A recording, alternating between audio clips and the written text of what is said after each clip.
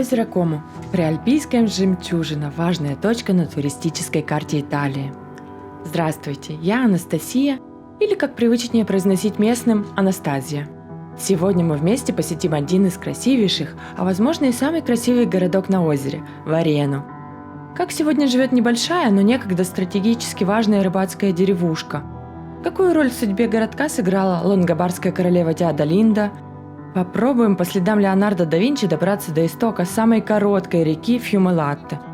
Выясним, что за привидения обитают в средневековом замке на горе, из чего состоит мороженое со вкусом озера Комо, куда уплывает каждый вечер на своей быстрой лодке капитан Луко и где начинается дорожка влюбленных. Варенези – так называются местные жители, менее 800 человек. Чем они занимаются? Что думают о своем городе и туристах? Какие у них мечты и планы на жизнь? Связаны ли они с Вареной? Или этот уютный городок рискует стать этаким отелем-музеем для туристов? Итак, вперед искать ответы на наши вопросы.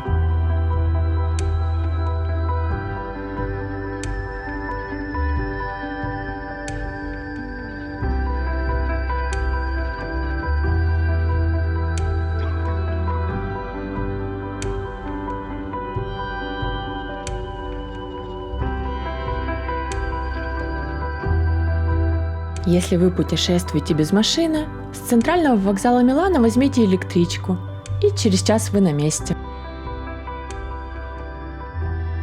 Но есть и более интересный вариант, сейчас я вам его покажу. В Варену можно приплыть также на особом такси.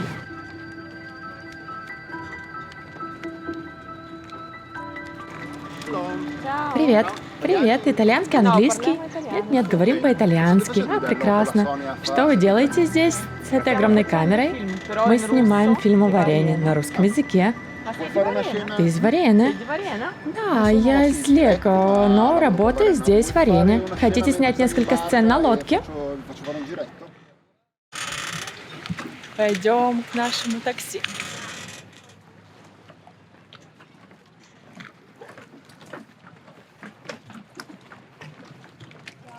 Привет, привет. Могу я сначала положить сумку?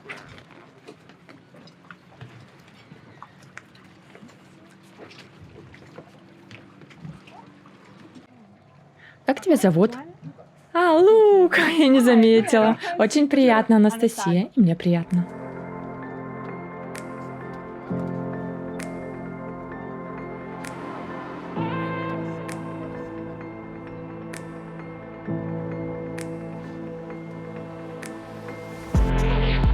Скорость, мягкое покачивание на волнах и освежающий ветер. Уютно расположившись на борту этой элегантной лодки, можно расслабиться и наслаждаться великолепными видами.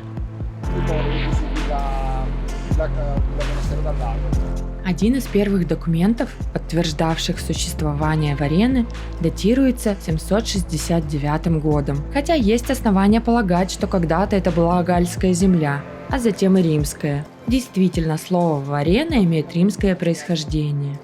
Жизнь этого солнечного побережья никогда не была спокойной, но варенези с достоинством прошли через выпавшие на их долю испытания.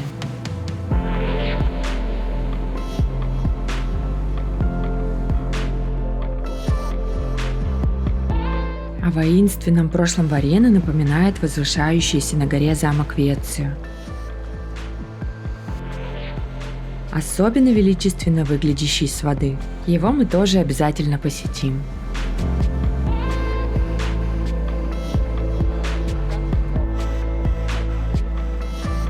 Панорама, открывающаяся с воды, это возможность увидеть лицо города. Можно сказать, его парадный портрет, формировавшийся веками. Таким его видели и возвращающиеся с уловом уставшие рыбаки, и путешественники на роскошных лодках.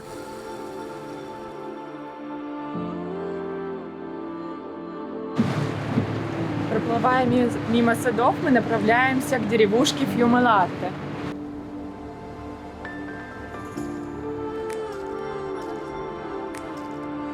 Итак, преодолев чуть больше километра, мы почти на месте. Но наша главная цель здесь еще не видна. Мы в деревеньке Фьюме-Латте. Фьюме – река, латте – молоко. Молочная река. Сказочное название, не правда ли? Оно давно манило меня. Грохот и шум нарастают, и не терпится наконец-то увидеть это мистическое место.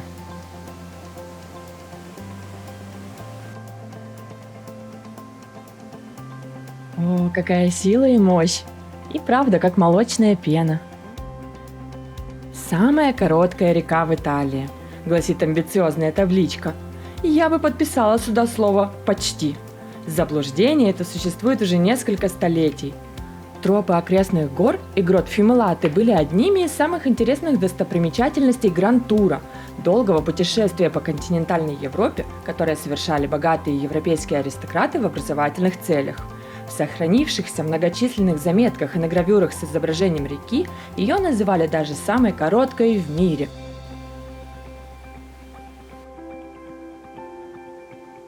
К истоку ведет тропа. Подъем займет 15 минут. Ну, посмотрим, не обманет ли нас табличка на этот раз. Подъем не очень сложный, но рекомендую вам выбрать обувь поудобнее. На всем пути есть понятные указатели, и проход под железной дорогой устроен безопасно. Это, кстати, та самая железная дорога, соединяющая центр Милана с городками на восточном побережье озера. От местных поездов не стоит ждать большой пунктуальности, но тем не менее они удобные и достаточно быстрые, и из окон можно полюбоваться видами. Ну, конечно, чем выше мы поднимаемся, тем более впечатляющие панорамы нас ждут. Просто посмотрите на эту красоту.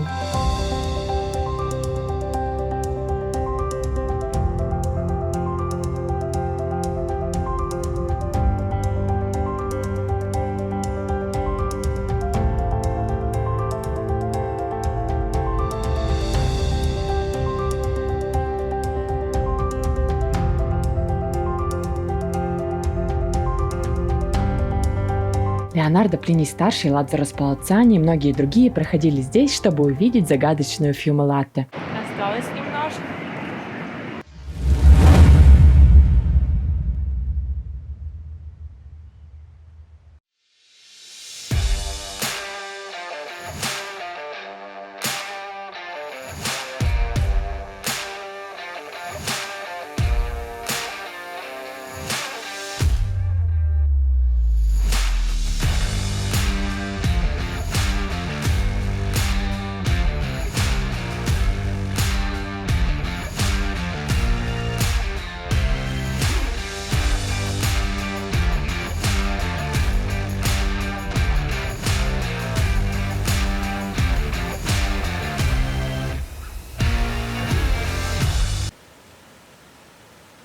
Реку также пересекает 40-километровая панорамная тропа Вианданте. Здесь, возле источника, идеальное место для привала путников. А также немногочисленное, но очень дружное население деревушки собирается тут на пикники и праздники. Например, 25 марта – Благовещение Мадонны, и по совпадению день, в который река вновь наполняется водой после зимы. А также 7 октября – день другой Мадонны Дель Розарио, когда река исчезает. Жители бережно хранят память об истории этих мест и о тех, благодаря кому сохранялась и процветала деревушка. В память о дядюшке Витторио. С благодарностью от каждого, кто видит красоту этого места. Спасибо за твою постоянную и щедрую работу. Горная вода вкусная и бодрящая, но пора идти дальше. Осталось пройти мост, последние ступеньки, и мы добрались.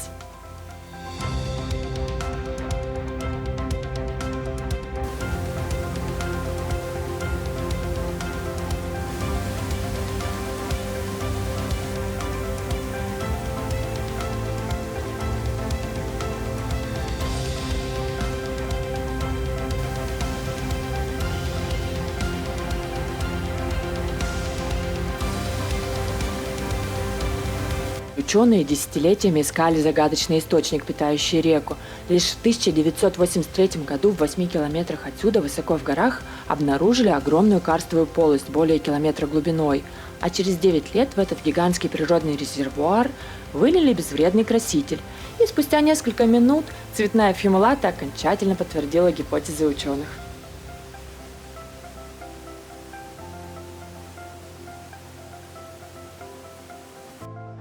Пожалуй, этот подъем на 100 метров занял чуть больше обещанных 15 минут.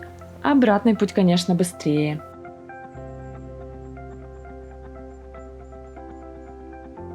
Ах да, последняя загадка реки и ее появление весной после спячки. Помните про Карстовое озеро? К концу марта оно переполняется от тающих снегов, и воды устремляются по узким пещерам к устью Фьюмелатте. И никакой мистики. Мы снова на озере.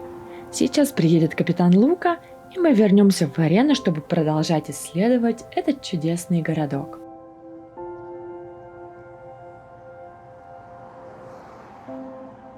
А вот и Лука. Эй, мы тут!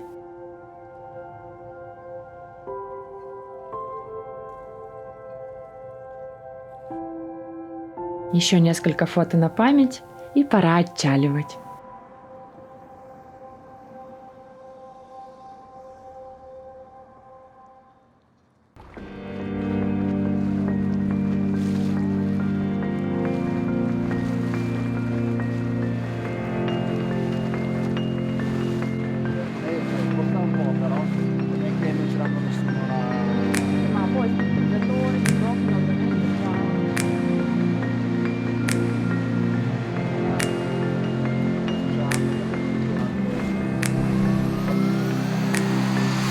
О, видно устье реки, а мы прощаемся с деревушкой.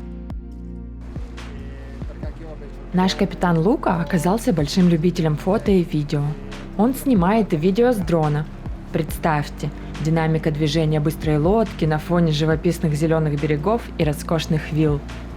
Приятно встретить человека с такими разносторонними интересами.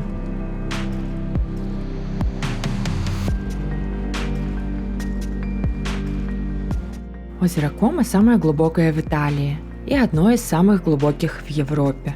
Максимальная глубина достигает 410 метров.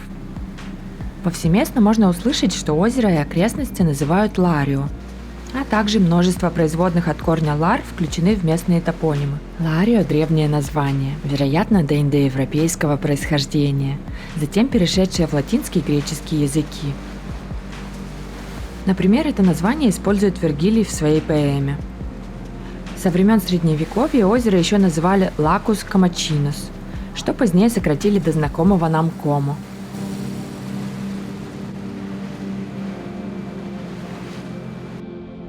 Возвращаемся к причалу. Время на лодке пролетает незаметно.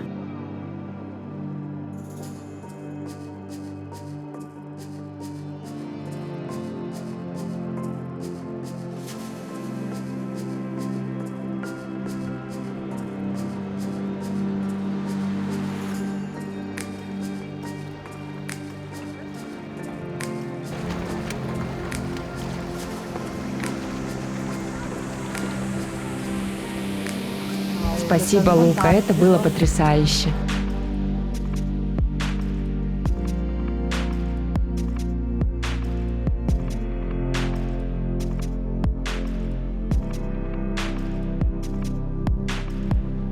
Напоследок Лука поделился местной поговоркой. Кто хочет испытать муки ада, едет летом в Варену, а зимой в Билано.